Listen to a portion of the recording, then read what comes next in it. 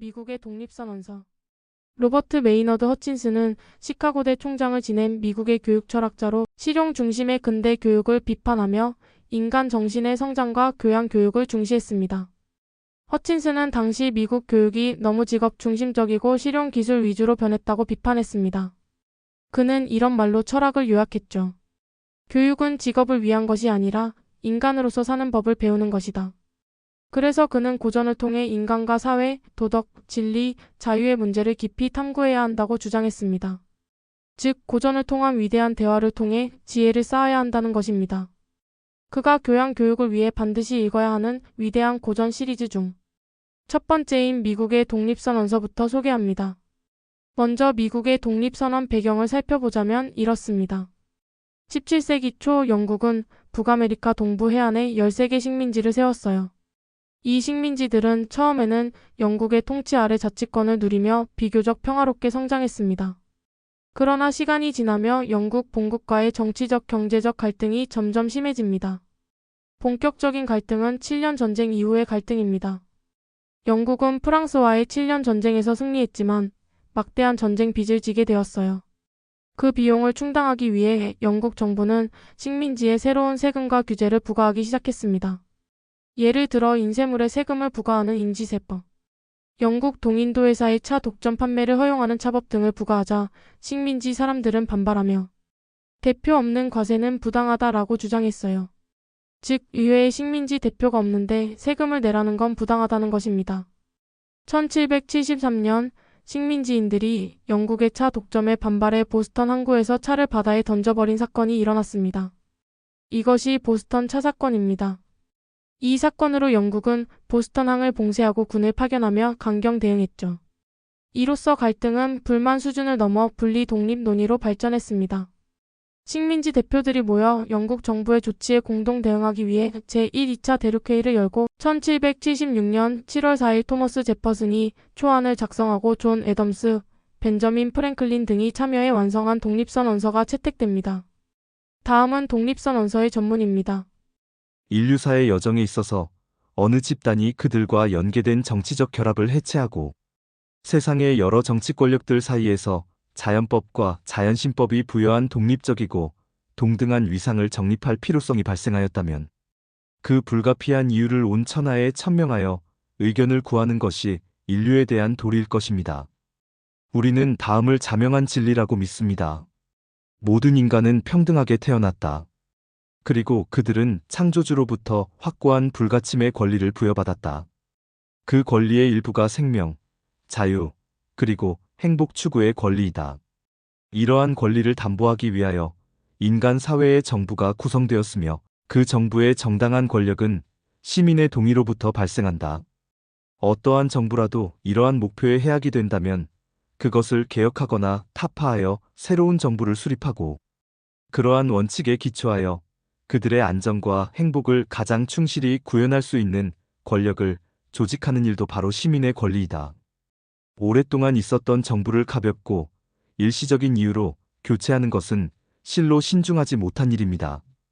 그리고 인류는 몸의 배인 제도를 타파하여 폐악을 바로잡기보다는 인내할 수만 있다면 인내하는 경향이 있음을 역사는 말해주고 있습니다. 그러나 기나긴 학대와 착취의 행렬이 요지부동으로 단일한 목표를 향해 움직이며 그들을 전제정치의 치하에 예속시키려는 본색을 드러냈을 때 그러한 정부를 타도하고 미래의 안녕을 위하여 새로운 정부를 출범시키는 것은 시민의 권리이자 의무입니다. 이것이 바로 식민지 체제하에서 우리가 인내하며 견뎌왔던 고통입니다. 그리고 이것이 바로 오늘날 우리가 지금의 통치 체제를 변경할 수밖에 없는 필연적 이유인 것입니다. 지금의 영국 왕은 끊임없는 위압과 침탈의 역사를 써내려온 자로서 그 목적은 오로지 이 땅에서 절대 전제 정권을 구축하는 것입니다. 이를 증명하기 위하여 공정한 세상에 다음과 같은 사실을 고하는 바입니다. 그는 공공의 이익에 가장 부합되고 필수적인 법률들을 승인하지 않았습니다. 그는 긴급하고 중요한 법안들이라 할지라도 그의 승인이 없이는 통과되지 못하도록 식민지 총독들에게 명령했습니다. 그는 지역민들이 입법부에서 대의권을 포기하지 않는다 하여 인구가 많은 곳의 대형 지역구 신설에 관한 법률 제정을 거부하였습니다. 그는 대의원들이 지쳐서 할 수 없이 그의 법령을 받아들이도록 공공기록보관소에서 멀리 떨어진 생소하고 불편한 장소에서 의회를 소집하곤 했습니다. 그는 자신이 자행하는 시민권 침해를 의회가 반대했다 하여 반복적으로 의회를 해산하였습니다. 그럼에도 입법권은 결코 소멸될 수 없는 것이기에 다시 대중들에게 돌아와 시행되곤 하였지만 그동안에 이 땅은 온갖 내후외환을 겪어야 했습니다. 그는 이 땅에서 인구의 억제를 조장하였습니다. 그 목적을 위하여 외국인 귀화법 제정을 반대하는가 하면 이민들이 이곳으로 이주하도록 장려하는 다른 법안들의 통과를 거부하였고 토지를 새로 취득하는 조건도 매우 어렵게 만들었습니다. 그는 법원 설치에 관한 법률 승인을 거부함으로써 법무 집행을 방해했습니다. 그는 법관들에게 직위와 녹봉을 빌미로 자신의 뜻만을 따르도록 만들었습니다. 그는 다수의 관청들을 신설하고 관리들을 이곳으로 파견하여 우리들을 괴롭히며 세금을 추냈습니다. 그는 평상시에도 우리 의회의 동의 없이 민간의 군대를 상주시켰습니다. 그는 본국의 의원들과 야합하여 우리의 헌법과 다른 사법 체계에 우리를 예속시켰습니다. 그들이 만든 터무니없는 법들을 열거하면 대규모 무장병력을 민간에 수경시키는 법, 그들이 이 땅의 주민들을 살해해도 처벌받지 않도록 부당재판으로 그들을 비호하는 법, 우리와 전 세계의 교역을 차단하는 법, 우리의 동의 없이 우리에게 세금을 부과하는 법, 많은 사건에서 우리의 배심재판 혜택을 박탈하는 법, 누명을 씌우고 재판에 회부하여 바다 건너로 이송시키는 법, 인접지역에 괴뢰 정부를 세우고 영국의 자유로운 법률 제도를 철폐하고 확장시켜 우리들의 식민지에서도 그대로 적용하는 법, 우리들의 특허장을 박탈하고 우리의 가장 소중한 법률들은 철폐하며 우리 정부의 형태를 근본적으로 변경하는 법, 우리 의회들의 기능을 정지시키고 우리에 관한 법 제정은 어떤 경우에도 자신들의 권한이라고 선언하는 법. 그는 이곳의 정부를 팽개치고 우리가 그의 보호 대상이 아님을 천명하며 우리와의 전쟁에 돌입했습니다. 그는 우리에게 바다에서는 약탈을, 해안에서는 파괴를, 마을에서는 방화를 자행하며 생명을 살상하였습니다.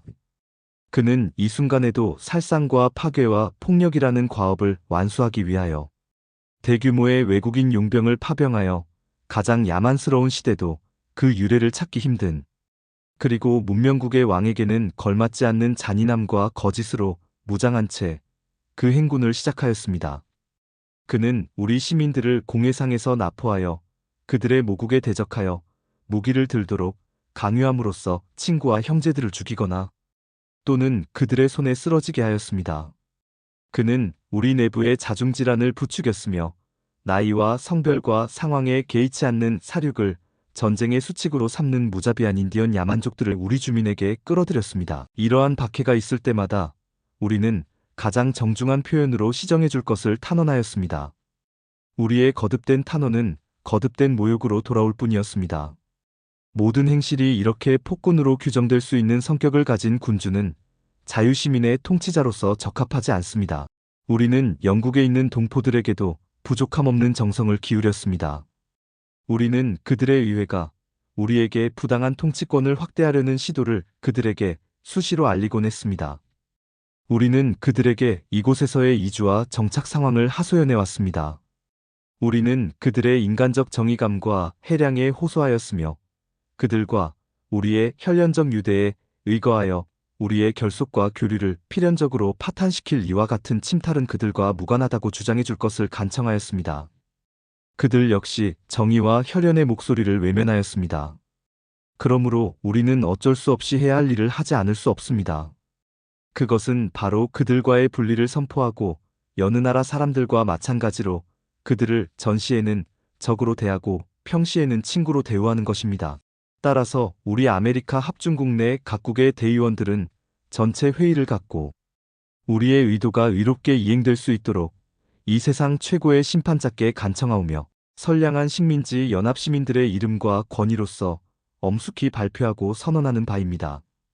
우리 식민지 연합은 자유롭고 독립적인 국가들이며 그것은 우리들의 당연한 권리이다. 영국 왕실에 대한 우리의 모든 충성의 의무는 해지되었다. 그들과 우리의 모든 정치적 관계는 완전히 소멸되었으며 또한 그렇게 되어야만 한다. 자유롭고 독립적인 국가로서 우리는 전쟁을 수행하고 평화를 조인하며 동맹을 체결하고 통상을 수립하는 등 독립국가로서의 권리에 입각하여 실행할 수 있는 모든 조치들에 대한 일체의 권한을 갖는다. 이 선언을 지지함에 있어서 우리는 하나님의 섭리가 우리를 보호해 주실 것을 굳게 믿으며 우리의 생명과 재산과 신성한 명예를 걸고 서로를 향하여 굳게 맹세하는 바입니다. 미국은 이 선언이 채택된 7월 4일을 독립기념일로 지정해 기념하고 있습니다. 이 선언서는 자유와 평등, 그리고 모든 인간이 기본적으로 누려야 할 권리의 당위성을 밝히고 있어 단순히 미국의 독립을 선포하는 데 그치지 않고 자연권 이론과 사회계약서를 바탕으로 인간의 기본 권리에 대한 철학적, 정치적 기반을 제시하였습니다. 그리하여 나중에 프랑스 혁명과 전 세계의 민주주의 운동에도 큰 영향을 주었으며 모든 인간은 평등하다는 문장은 이후 인권 사상의 핵심이 되었습니다.